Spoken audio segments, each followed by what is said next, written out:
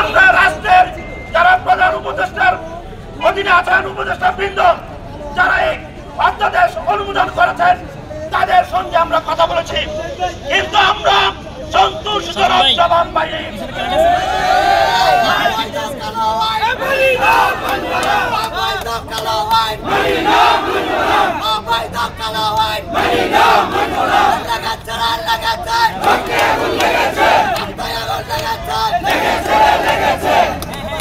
সচিবালয়ে যারা আমরা কর্মচারী আছি, আমরা সরকারকে ভাবে বলে দিতে চাই, অবিলম্বে এই কালো অধ্যাদেশ বাতিল করতে হবে।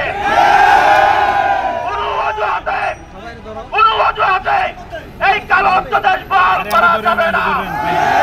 যদি আজকের মধ্যে এই কালো অধ্যাদেশ বাতিলের জন্য কোনো নির্দেশনা না আসে, তাহলে সচিবালয়ের যারা রাষ্ট্রের এক্সিকিউটিভ ইনস্ট্রুমেন্ট সকল প্রকার কাজ বন্ধ করে দেওয়া হবে। শুধু তাই নয়, এই রাষ্ট্রের কি পয়েন্টে যত উপদেষ্টা আছেন প্রত্যেকটা উপদেষ্টার গাড়িঘর ভিতরে প্রবেশ করতে দেওয়া হবে না। আমি আপনাদেরকে বলে দিতে চাই, আমরা রাষ্ট্রের এক্সিকিউটিভ ইনস্ট্রুমেন্ট এই কালো অধ্যাদেশের ভালো মন্দ আমাদেরকে বুঝে লাভ নাই। আমাদের সাফ কথা, এই অধ্যাদেশ অবিলম্বে বাতিল করতে হবে। এই অধ্যাদেশের দায়িত্ব যারা আছেন, রাষ্ট্রের যে 4 জন উপদেষ্টা আছেন, এই উপদেষ্টাদের মধ্যে 2 জন উপদেষ্টার সঙ্গে আমরা দেখা করেছি, কথা বলেছি, কিন্তু তারা সন্তোষজনক জবাব দিতে পারে নাই। আমাদের বিরুদ্ধে কারণ করবে না। আমি আপনাদেরকে বলে দিতে চাই যে আমাদেরকে যদি আশ্বস্ত করে না হয়, আজকের মধ্যে যদি সকল মন্ত্রণালয় সকল বিভাগের কর্মকর্তা কর্মচারী কাজ বন্ধ করে নিজ অবস্থান করবে।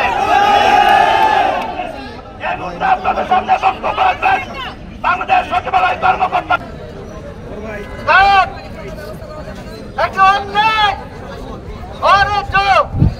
নাগরিক অধিকারের পরিপন্থী, সংবিধানের সাথে সরাসরি সাংঘর্ষিক একটি নিবর্তনমূলক আইন, যার খসড়া ইতিমধ্যে অনুমোদিত হয়েছে, যা এখনো চূড়ান্ত রূপ লাভ করেনি।